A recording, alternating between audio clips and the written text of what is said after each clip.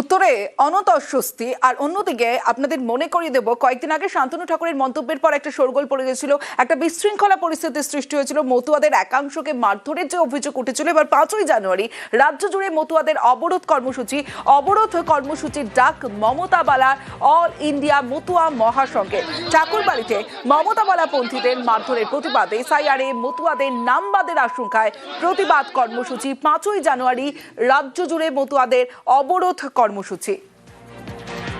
আমরা গিয়েছিলাম, তিনি একটা বক্তব্য রেখেছেন 50 লক্ষ রোহিঙ্গার যদি নাম বাদ যায় তাহলে 1 লক্ষ আমাদের লোকের নাম বাদ গেলে কোনো অসুবিধা নাই। তিনি এই কথাটা কেন বলেছেন সেটা জানার জন্য আমরা তার বাড়িতে গিয়েছিলাম। যারা মতুয়া নয় তারা যেভাবে কোনো প্রশ্নের উত্তর না দিয়ে অতর্কিতভাবে 3 দিক থেকে আমাদের আক্রমণ করেছে, আমাকে করে যেভাবে মারপিট করেছে।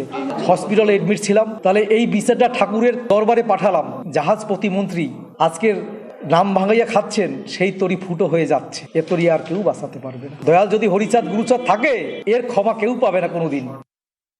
তাদের এই রাজ্য জুড়ে যে কর্মসূচি অবরোধের কোন বিষয়ে আদৌ ঠাকুর বাড়িতে শান্তনু ঠাকুরের ঘরের কাছে এসছিল, আমরা তাদের রুখে দিয়েছি সেই উদ্দেশ্য, না এসআইআরে মতুয়াদের নাম বাদ গেছে সেই উদ্দেশ্যে, সেইটা আগে পরিষ্কার করা দরকার। অবরোধ করতেই পারে, তারা কর্মসূচি নিতেই পারে, কিন্তু মানুষ কতটা গ্রহণ করবে সেটা মানুষই বুঝিয়ে দেবেন। ইতিমধ্যেই দেখেছি মতুয়ারা তাদের পাশে নেই বিধায় তাদের এই সব কর্মসূচি তারা নিতে বাধ্য হচ্ছে।